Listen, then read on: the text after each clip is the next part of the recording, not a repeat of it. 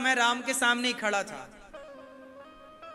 मंदिर में भोग लगाना, उनको पूजा करना, मैं ही पूजा करता, भोग लगाता। भले छोटा था, पिताजी पूजा करते, बाकी मैं ही नहलाना धुलाना कुछ कुछ तो हम करते थे। तो राम जी से बड़ा अटैचमेंट था बचपन से। फिर क्या हुआ, फिर मैं थोड़ा बड़ा हुआ तो हमारे पिताजी को एक दूसरे मंदिर की भी जिम्मेदारी मिल गई। ये देखो, ये राम जानकी मंदिर है, ये हमारे गांव का सबसे पुराना मंदिर है। यहाँ हम लोग पुजारी थे और ये मंदिर है, ये वही बाउंड्री, वही सब कुछ है। इसी में हम लोग, हमारा बचपन यहीं गुजरा है। अब थोड़ा इसका रूप रेखा बदल गई, कच्चा था पहले और खप्पर वाली व्यवस्थाएं थी, और बाद में फिर ये मंदिर तो पहले ही से था, थोड़ा और तरीके से बना बाद में। ये गर्भगृह वही है, ये दरवाजे वही हैं, ये हमारा गांव। तो राम जी से बड़ा अटैचमेंट था। फिर क्या हुआ, थोड़ा हम बड़े भाई, तो हमारे पिताजी को एक गांव में दूसरा मंदिर बना राधा कृष्ण भगवान का। तो बाद में वहां की सेवा भी हम लोगों को मिली, तो मैं फिर राधा कृष्ण भगवान के मंदिर में जाके वहां भी पूजा करता। और फिर तो मैं राम जी की मंदिर की भी पूजा करता और राधा कृष्ण भगवान की भी पूजा, दो मंदिर थे, दोनों की पूजा हम करते, दोनों को भोग लगाते। फिर क्या हुआ, फिर मैंने गुरु जी से गुरु मंत्र लिया। तो मुझे गुरु जी ने मंत्र दिया, भगवान श्रीमन नारायण से जोड़ दिया, श्री संप्रदाय से जोड़ दिया। तो भगवान श्रीमन नारायण ही मुझे राम के रूप में मिल गए, भगवान श्रीमन नारायण ही कृष्ण के रूप में मिल गए।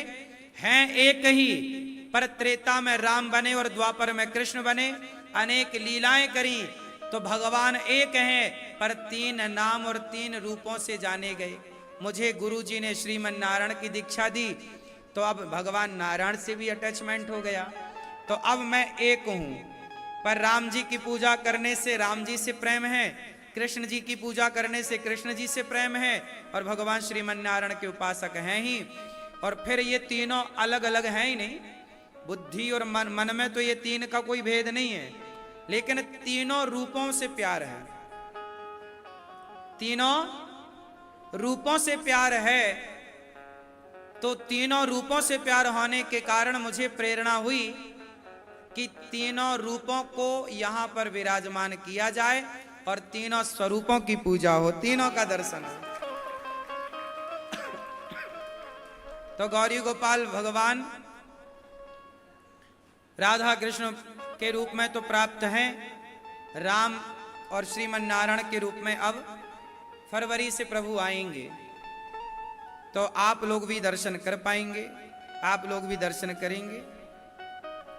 जिनका ध्यान शंकर जी करते हैं, जिनको शंकर जी अपने हृदय में बसाते हैं, हम उन राम के, उन नारायण के उपासक हैं। बात समझ में आई? हमारे भगवान नारायण के रूप कितने हैं?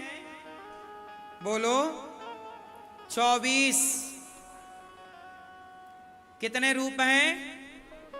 24 अवतार है ना, उनमें 10 अवतार विशेष हैं। तो अभी मंदिर में दशावतार भी हैं, जो आप मंदिर देखेंगे ऊपर, उसमें भगवान के जो मुख्य 10 अवतार हैं, वो 10 अवतार का भी आपको दर्शन होगा। भगवान के जैसे नरसिंह भगवान, वामन भगवान, मत्स्य भगवान, कच्छप भगवान, बलराम जी, ये भगवान के ही 24 अवतारों में अवतार हैं। तो भगवान के 24 अवतारों से हर सनातनी को भगवान नारायण के 24 अवतार से प्यार करना चाहिए, 24 अवतार का नाम जप करना चाहिए, 24 अवतार में कोई भेद नहीं मानना चाहिए। बात समझ में आई? जो राम है वही नरसिंह है, वही वामन है, वही जगन्नाथ जी हैं, वही बिहारी जी हैं, वही राधा रमण जी हैं, इनमें कोई भेद। ये तो देखो, अब आप कहोगे जब भगवान एक हैं तो रूप अनेक क्यों? अरे जाकी रही भावना जैसी, जिसने जिस भाव से प्रभु को भजा, भगवान उस भक्त के लिए उस रूप में प्रकट हो जाते हैं। हाँ या ना? हमारे सनातन धर्म में तो भगवान जगन्नाथ जी भी विराजे, जगन्नाथ जी का ये रूप है, ये किनका रूप है? ये जगन्नाथ जी का रूप है। ये भी हमारे भगवान श्री कृष्ण ही जगन्नाथ जी हैं। इनकी कथा कई बार हमने आपको सुनाई भी है। तो जगन्नाथ इस रूप में, ये रूप भी आपको प्यार। अब आप कहो नहीं हम तो राम के उपासक हैं, हम जगन्नाथ जी की पूजा नहीं करेंगे। ऐसा करने से अपराध हो जाएगा, क्योंकि राम और जगन्नाथ जो जगत के नाथ हैं, उन्हीं का नाम जगन्नाथ है। तो जगन्नाथ भगवान इस रूप में है। तो आप ये नहीं कह सकते कि मैं राम का उपासक हूं तो मैं जगन्नाथ जी की पूजा नहीं करूंगा। अरे राम ही क्या बने? बोलो, रूप ये है। अब आप कहो कि हम कृष्ण के उपासक हैं, हम राम की पूजा नहीं करेंगे। अरे तुलसीदास जी जब वृंदावन आए तो किसी ने व्यंग कर दिया कि तुम तो राम के उपासक हो, कृष्ण को क्यों प्रणाम कर रहे हो? तब तुलसीदास जी ने कहा, कित मुरली कित चंद्रिका कित गोपियन के साथ, अपने जन के कारण श्री कृष्ण भय रघुनाथ। तुलसीदास जी ने कहा कि प्रभु अब तो मस्तक तब नवे, तुलसी मस्तक जब नवे धनुष बाण ल्यो। तब भगवान श्री कृष्ण को कहा कि ये व्यंग कर रहे हैं, मैं तो भेद नहीं मानता राम में कृष्ण में, पर ये कह रहे हैं कि आप तो राम के उपासक हो तो कृष्ण को प्रणाम क्यों कर रहे हो? तो अब जल्दी से आप धनुष बाण लो। तब तुलसीदास जी के कारण वृंदावन के भगवान श्री कृष्ण तुलसीदास जी के कारण राम के रूप में दर्शन दिए थे। श्री कृष्ण भये रघुनाथ, अपने जन के कारण श्री कृष्ण भये, बोलो रघुनाथ, मतलब तुलसीदास जी के कारण कृष्ण क्या बन गए? राम बन गए। क्यों? क्योंकि सामान्य बुद्धि लोगों, सामान्य लोगों को यह लगता है कि राम और कृष्ण अलग हैं, पर जो भक्त है, जो भक्ति की धारा में डूबा है, वो कभी भेद नहीं करता। भेद करना भी अपराध है, राम और कृष्ण में भेद करना अपराध है ना? रघुनाथ जी ही कृष्ण है और कृष्ण जी ही रघुनाथ है, इनमें भेद नहीं है। और आपको एक बात और बताऊं कि जब राम का अवतार हुआ तो राम अवतार होने के पहले राम क्या थे? बोलो। जब कौशल्या जी के यहां राम प्रकट भये तो 4 भुजा थी के नहीं? शंख चक्र गदा पद्म लेकर राम जी आए के नहीं? बोलो। तो वो जो चतुर्भुज था रूप, वो किसका था? वो भगवान नारायण ही तो चतुर्भुज में, फिर 2 भुज में राम बनकर के प्रकट हो गए कौशल्या जी के यहां। कृष्ण अवतार के पहले वो क्या है? देवकी के यहां कौन आए? बोलो। नारायण ही कृष्ण बनकर आए। यशोदा के यहां कौन आए? नारायण ही। अच्छा, कौशल्या मां के यहां कौन आए? दशरथ जी के यहां कौन आए? राम। नारायण ही राम बनकर के आए। बात समझ में आई? शास्त्रों में यह सब कुछ स्पष्ट लिखा है। भगवान कृष्ण को हरि भी कहा गया है, हरि शब्द से संबोधित किया गया, विष्णु शब्द से भी संबोधित किया गया और नारायण भी कहा गया। लिखा है ना सब कुछ। इसलिए नारायण, हरि और विष्णु और कृष्ण और राम, इनमें कोई अंतर। भगवान कृष्ण का एक नाम है रामानुज, राम के अनुज। राम मतलब बलराम के अनुज। 24 अवतारों में बलराम जी भी एक अवतार हैं। इसलिए ये भेदभाव बिल्कुल ना हो भगवान के प्रति। बात समझ में आई? हमारे भगवान 24 अवतार लिए हैं, तो हमें 24 अवतारों की पूजा करनी चाहिए, सबको प्रणाम करना चाहिए, सबके प्रति समर्पण और श्रद्धा। जैसे हमारे 12 ज्योतिर्लिंग हैं, जैसे हमारे, बोलो, 12 ज्योतिर्लिंग हैं, तो क्या शंकर जी 12 हैं? बोलो। एक ही शंकर जी 12 मतलब 12 स्थानों पर 12 ज्योतिर्लिंगों के रूप में विराजे हैं। बोलो हाँ। उसी तरह देवी हमारी वामन रूपों में विराजी है। वामन शक्तिपीठ हैं 51 भारत में है। कितने शक्तिपीठ हैं? वामन 52। पर अब आप कहो कि वामन देवियां हैं, नहीं, देवी तो एक है, पर वामन जगह पर, वामन नाम से, वामन रूपों से एक ही विराजी हैं। वामन शक्तिपीठ, 12 ज्योतिर्लिंग और भगवान श्रीमन नारायण के 24 अवतार। ये है सनातन। बात समझ में आई कि नहीं आई? क्या समझी हो मां? कितने भगवान हैं? क्या नाम है? बोलो। भगवान श्रीमन नारायण ही अनेक रूपों में आपको दिखाई पड़ रहे हैं। पांडरक को भगवान ने मारा, काशीराज द्विविद का उद्धार किया, जेल से मुक्त कराया भगवान ने। जरासंध के जेल से राजाओं को, जरासंध को भीम भैया ने मारा। मैया जरासंध को किसने मारा? 20 से फाड़ दिया जरासंध को भीम भैया ने। वो फिर जुड़ जाता, फिर जिंदा हो जाता। बार बार भीम भैया फाड़े, वो फिर जिंदा हो जाए। भीम भैया बोली ये तो मरता नहीं, मैं चला। भगवान बोले एक बार मेरी तरफ तो देख लो भैया। युद्ध करते समय जब भगवान की तरफ देखे तो भगवान ने फाड़ा तिनका, एक भाग इस तरफ, एक भाग इस तरफ।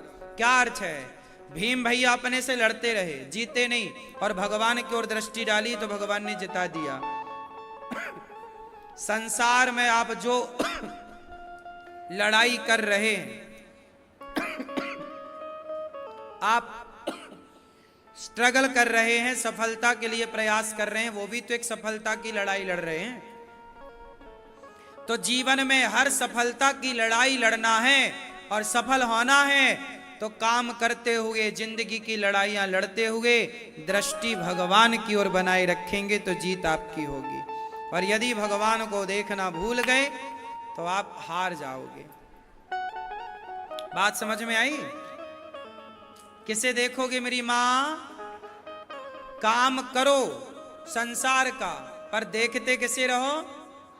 भगवान को। जब भगवान को देखोगे तो भगवान ने इशारा किया और उस इशारे को समझ लिया, भीम ने जीत गए। अच्छा, आप भगवान के मंदिर जाते हो, बताओ भगवान आपके लिए क्या इशारा करते हैं?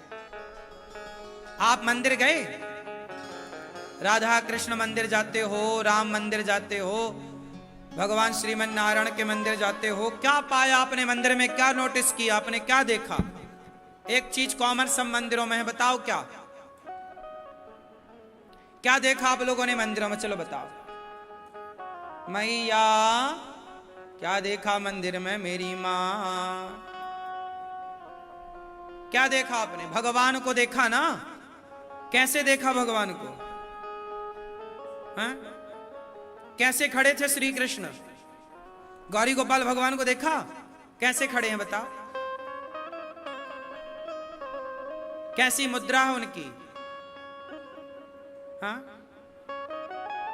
भगवान श्री कृष्ण को देखा होगा, बिहारी जी को देखा होगा, जिनको भी ध्यान से देखा होगा तो एक चीज नोटिस किया होगा, भगवान के मुख में स्माइल है। क्या है? प्रसन्नता। हाँ या ना? चाहे राम जी का मंदिर हो तो राम मुस्कुरा रहे हैं, कृष्ण जी का मंदिर हो कृष्ण जी मुस्कुरा रहे हैं, लक्ष्मी नारायण भगवान का मंदिर हो लक्ष्मी नारायण भगवान मुस्कुरा। हाँ या ना? बोलो हाँ। देखा ना सब लोगों ने? क्या सीखा? क्या सीखा? भगवान समाज को मैसेज दे रहे हैं कि परिस्थितियां बनेंगी और बिगड़ेंगी, स्थितियां बनेंगी और बिगड़ेंगी, आपके हाथ में कुछ नहीं है। आप तो बस स्माइल करते रहो, प्रसन्न रहो, सब ठीक होगा। आप तो बस क्या रहो भैया? हैप्पी रहो, प्रसन्न रहो, सब बढ़िया होगा। तुम्हारे हाथ में कुछ नहीं है। भगवान का काम भगवान ही करते हैं, हम कुछ नहीं करते, हमसे भगवान कराते हैं। बोलो हाँ। अच्छा ये बताओ, अंगद जी लंका गए और पांव जमा दिया, है कोई माई का लाल खिसकाएगा? क्या रावण की सेना में, रावण के बलवानों में कोई ऐसा था जो अंगद के पांव को हिला सके? बोलो कोई हिला पाया? उत्तर दो। अंगद जी ने लंका में पांव जमाया ना, कोई हिलाएगा तो सीता मां को हार जाएंगे। बताओ हिलाओ, क्या कोई हिला पाया? जबकि अंगद बंदर है और बंदर का पांव कितना पतला होता है, बंदर में कितनी ताकत होती है। रावण इतना ताकतवर था, मेघनाथ इतना ताकतवर था कि इंद्र को हरा चुका था, इसलिए उसका नाम पड़ा इंद्रजीत। मेघनाथ का नाम क्या था? बोलो। इंद्र को जीतने वाला मेघनाथ। रावण से कम नहीं था मेघनाथ, रावण से अधिक ताकतवर था मेघनाथ। वो मेघनाथ अंगद जी का पांव हिला पाया? गया था, हिला? बोलो मेरी मां, बताओ क्यों नहीं हिला अंगद जी का पांव?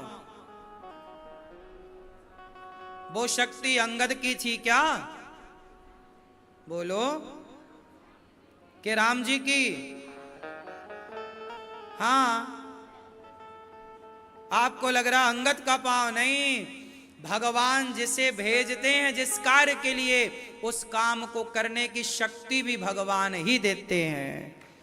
जैसे हनुमान जी लंका गए तो हनुमान जी ने जो किया वो हनुमान जी का बल नहीं था,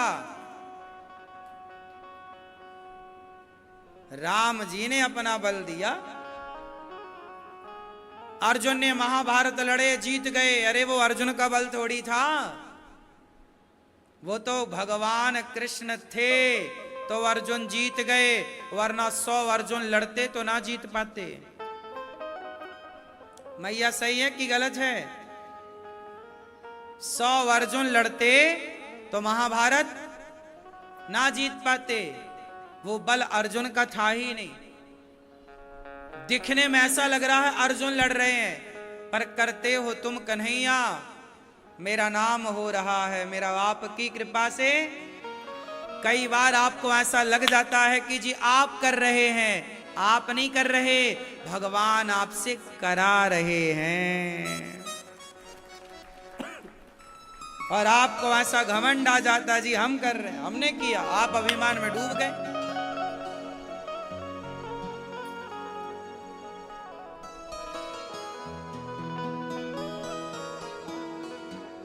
इसलिए मेरी मां, घमंड में ना डूबना।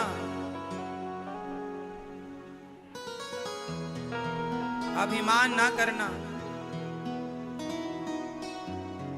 किसी भी प्रकार का अभिमान ना हो।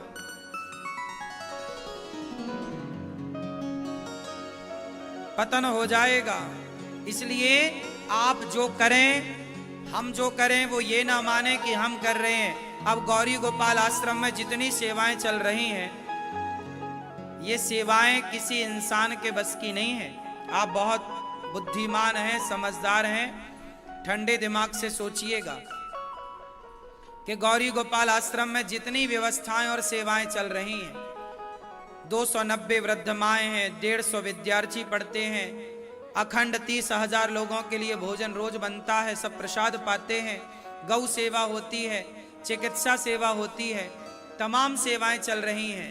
ये सेवाएं मेरे और आपके बस की नहीं है, हमसे भगवान करा रहे हैं। जैसे अंगद को शक्ति दी तो पांव जम गया, ऐसे भगवान शक्ति देते हैं तो हमारा और आपका काम भगवान इस तरह से कराते हैं। इसलिए कर्ता का भाव कभी ना रखो कि मैंने किया।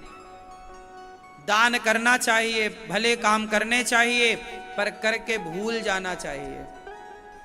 ये सोच लेना चाहिए कि भगवान ने कराया है, हमने नहीं किया। पाप को याद रखो कि हमने ये पाप किया है, और पुण्य को भूल जाओ कि हमने कोई पुण्य किया है। जरासंध का उद्धार हुआ भगवान की ओर दृष्टि बनाए रखिएगा, काम बन जाएगा। शिशुपाल ने भगवान को गालियां दी, 10,800 राजाओं को मुक्त किया। कृष्णाय वासुदेवाय हरये परमात्मने प्रणतक्लेशनाशाय गोविंदाय नमो नमः। अच्छा ये बताओ,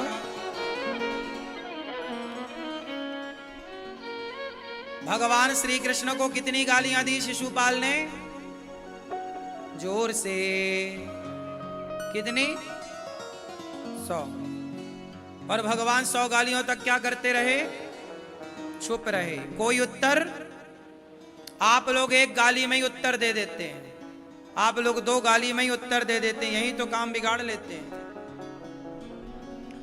रिप्लाई करना बंद करो, उत्तर देना इतने सहनशील बनो, इतने गंभीर बनो कि समाज का थोड़ा बहुत अपमान तो आप सह जाओ।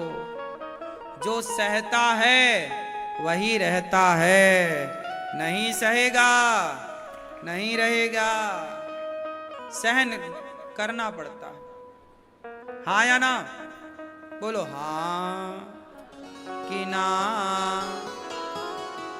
मैया।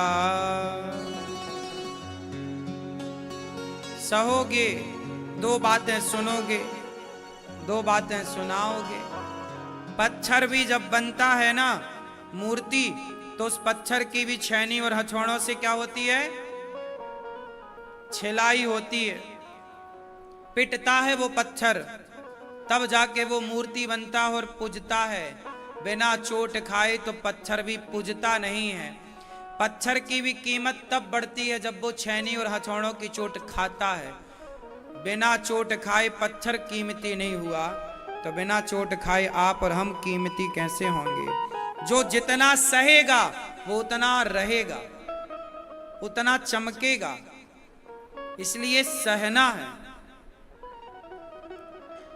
भगवान ने शिशुपाल को जब 100 गालियां पूरी 101 हुई तो मार गिराया। क्या मैसेज मिला? शिशुपाल को मारा भगवान ने, क्या संदेश है हमारे लिए और आपके लिए? कितनी गालियां सह लो?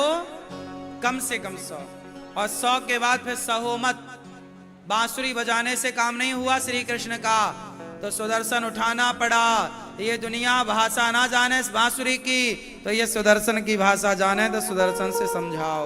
इसलिए कहता हूं, अपनी बेटियों को झांसी की रानी बनाओ बिंदास,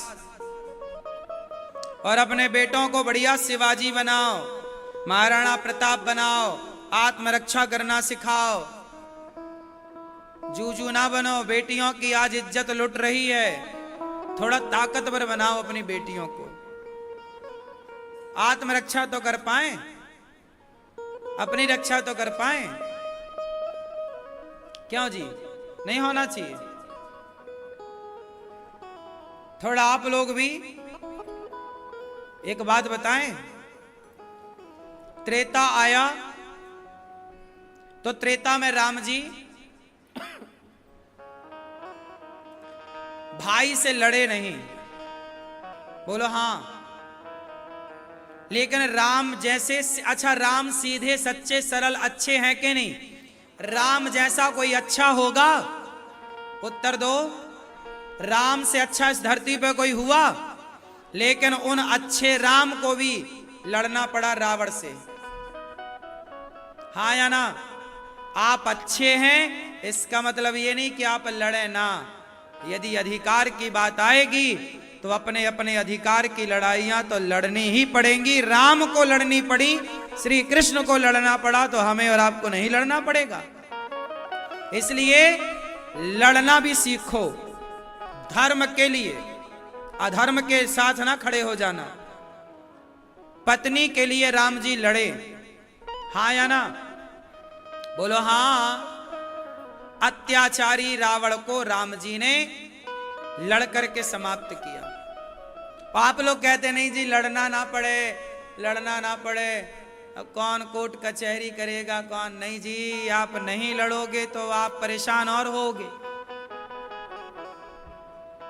इसलिए आपको अपने अधिकार की लड़ाइयां, कई बार लोग अपने अधिकार के लिए यदि पांडव ना लड़ते तो क्या पांडवों को राजी मर्जी से कौरव कुछ देने को तैयार थे?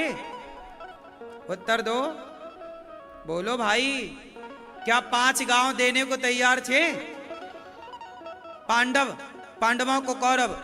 5 गांव मांगा था ना भगवान श्री कृष्ण ने, 5 गांव दे दो। क्या बोला दुर्योधन? मैं सुई की नोक बराबर नहीं दूंगा। फिर क्या किया पांडवों ने? लड़कर के लिया। क्या राजी मर्जी से काम हो रहा था? उत्तर दो। इसलिए अपने अधिकार की बातें करना आपका अधिकार है। अपने अधिकार की लड़ाइयां लड़ना ये आपका अपना, हां, मिसयूज ना करना अपने अधिकार का। ऐसा ना हो कि तुम बेईमानी, तुम दूसरे की संपत्ति कब्जा करने के लिए लड़ने लग जाओ, तुम दूसरे को परेशान करने के लिए लड़ने लग जाओ। यदि तुम किसी दूसरे को बेवजह परेशान करने के लिए तुम अपने पावर का दुरुपयोग करते हो, तब तो गलत बात है। फिर भगवान तुम्हें ठिकाने लगाएंगे। आप अपने धर्म की लड़ाइयां लड़ो और अपने बेटा और अपनी बेटियों को भी तलवार चलाना, लाठी चलाना, अपनी रक्षा के लिए सिखाओ। क्यों जी? ये बात सही है, सिखाना चाहिए कि नहीं? आज के लड़कों को कुछ नहीं आता, कोई 2 थप्पड़ मार के चला जाए, कुछ नहीं कर पाते। आज की लड़कियों को कोई लड़का छेड़ देता है, कुछ नहीं कर पाती। अरे आंखें नोच लो।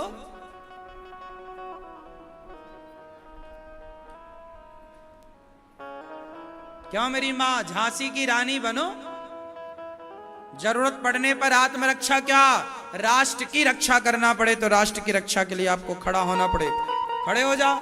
तैयारी क्या है आपकी? कुछ नहीं है। आज आपको खदेड़ दिया जाए तो आप भाग जाओगे। आप लड़ना नहीं सीखे। मुसलमान भाई लड़ना जानते हैं,